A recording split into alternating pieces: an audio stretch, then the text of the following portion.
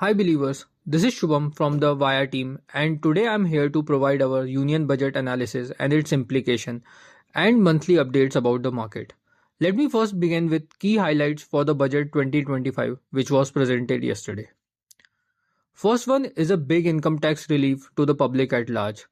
Income tax relief was a landmark decision designed to uplift the nation's backbone, its middle class.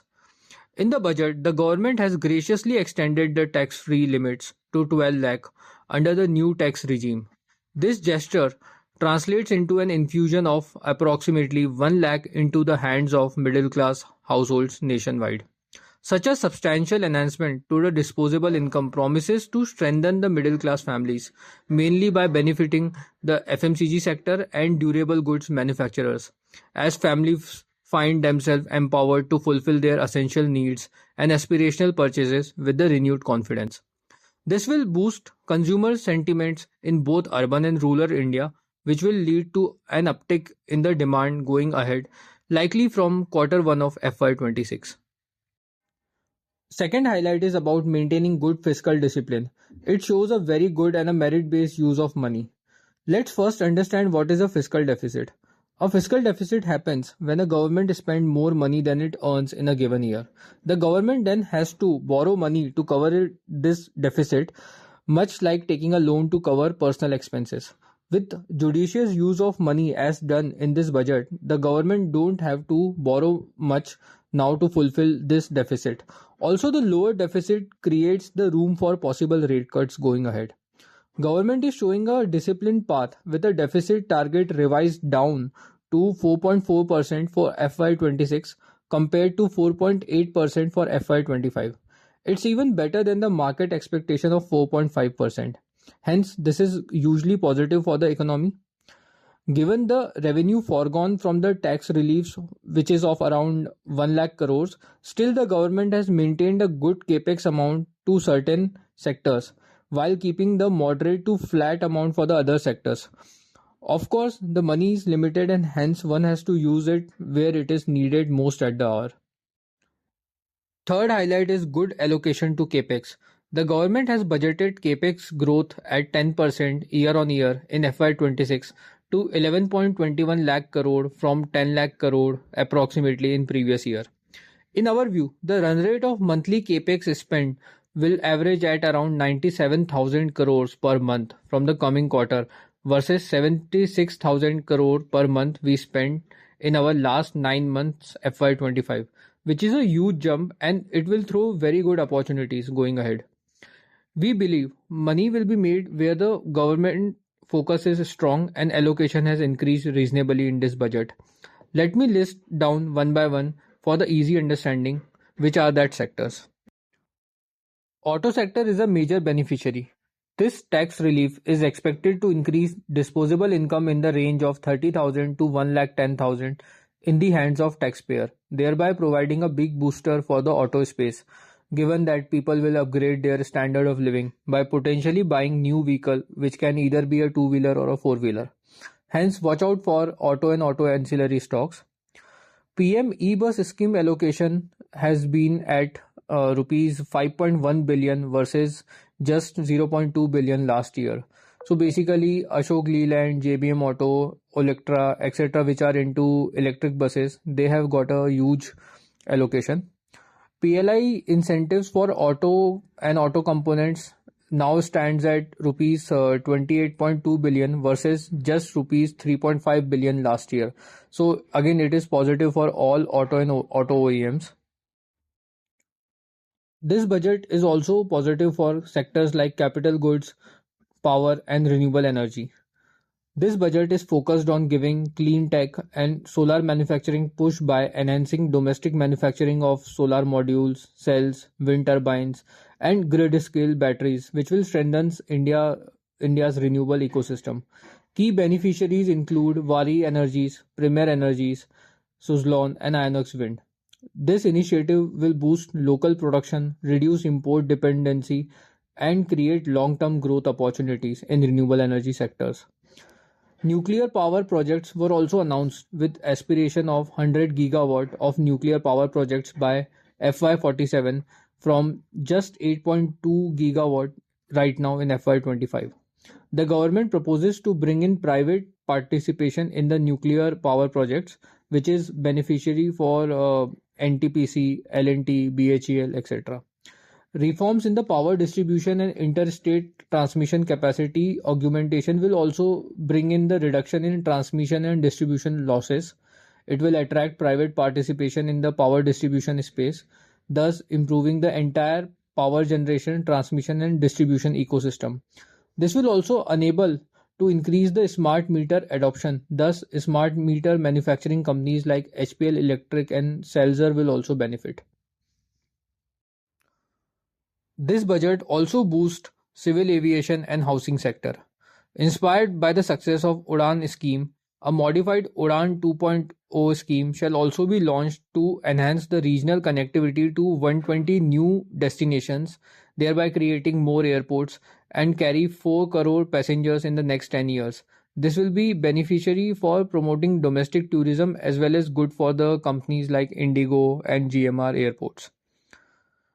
Coming to the housing sector, housing for all has been a key focus area for the current regime of the government. Consequently, the government continues to make healthy allocations here. Key beneficiaries are tiles, pipes like Kajaria, Somani, Apollo Pipes, Prince, Finolex, etc. Let's discuss on what's slowing down. This budget was slightly disappointing for defense, road, and railway sector. The government has established ambitious targets to expand defense production to rupees 3 lakh crore by FY29. While these goals suggest an expectation of increased resource allocation, the actually 5% rise in defense capital outlay to just rupees 1.8 lakh crore fell short of market expectations.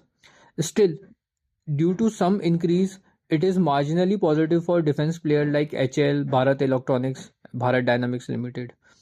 Similarly, the infrastructure sector also faced a problems and constraint, with capital outlays for roads and railways remaining stagnant over year, failing to keep pace with GDP growth and effectively reducing their share of overall spending in real terms. This is negative for stocks like KNR, PNC, Ashoka, Buildcon, HG Infra, etc., which are into roads, and Ircon, RVNL, Rights, etc., which are into railways, as they were expecting a higher outlay. Kavach outlay in railway has also seen no change. Let us now focus on key schemes. In terms of key schemes, the allocation to Jal Jeevan Mission is up by 195%, Amrut is up by 67%, Metro is up by 27%, river linking projects allocation is up by 20%, BharatNet is up by 107%. This is positive for EPC players like Vartech Wabag and Welspun Enterprises, which are into Jal Jeevan missions and river linking projects. Another scheme, PM Surya Ghar Muft Bijli Yojana allocation also increased from rupees 110 billion to rupees 120 billion. This is positive for solar rooftop players like Tata Power. Let's discuss on what's there for electronic manufacturing services sector. Custom duty on open cells for LCD and LED television has been reduced to 5%, making the manufacturing of TV more affordable. Dixon is a major player in this segment and shall benefit from the same. The government has fully cut custom duty on 28 capital goods for the use in the manufacturing of lithium-ion battery production of mobile phones. Additionally, the basic custom duty on key components used to manufacture printed circuit board assembly (PCBA), camera modules, connectors, USB cables, and fingerprint sensors has also been reduced from 2.5% to 0. Dixon, Umber, Keynes, etc. tend to be a key beneficiary in this segment. Overall, the budget was very much balanced and paves the way for future growth of India. Let's take a closer look on how Indian market performed in the month of January. The Nifty index has corrected by nearly 15% from its all-time high and found support around the key levels of 22,800, showing a reversal along with RSI divergence on the daily time frame. This could indicate a post-budget rally or merely a retracement toward the breakdown zone. However, the index still appears to be weak, with no clear signs of bullish momentum. A sustained uptrend will only be confirmed if Nifty will cross the level of 23,500. After 7 months of consolidation, the Bank Nifty also broke below the key support level of 49,800. However, it has formed a double bottom or a W-shaped pattern and is now approaching the resistance zone at 49,800 once again. A strong close above this level is crucial for shifting the momentum from a downward trend to an upward trend, potentially extending the rally towards 52,000 levels. As discussed in our last monthly sector report, the broader market index Nifty 500 also struggled to close above the previous resistance level of 23,000 and dropped to a new low of 20,800. This repeated failure to break resistance highlights the market's ongoing weakness. The FMCG sector also experienced significant volatility in 2024. The index reached a new high of 63,438 but faced a sharp correction in the latter half of the year due to margin pressures on the companies and reduced retail consumption. However, the budget's emphasis on the consumption sector provided some support yesterday, helping the index to regain strength. If it's break above the current consolidation zone, the uptrend could resume. Coming to the auto sector, a stronger rural economy and a higher disposable income should boost the demand for entry-level two-wheelers and cars.